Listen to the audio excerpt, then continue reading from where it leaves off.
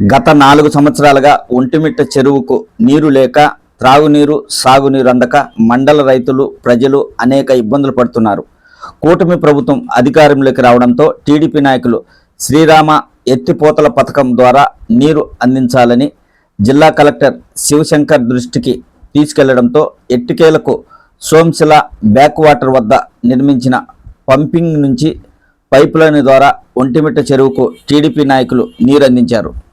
Rajampet TDP parliament అధ్యక్షుడు చెమర్తి జగన్మోహన్ రాజు, TDP senior నాయకుడు కొమర వెంకట నరసయ్య ఒంటిమిట్ట చెరువు పైపు లైన్ వద్ద టెంకాయ కొట్టి నీటికి ఆరతి ఇచ్చారు.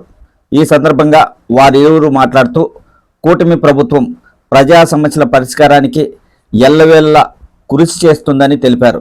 ఈ సందర్భంగా టీడీపీ నాయకులపై మండల రైతులు హర్షం వ్యక్తం చేస్తున్నారు.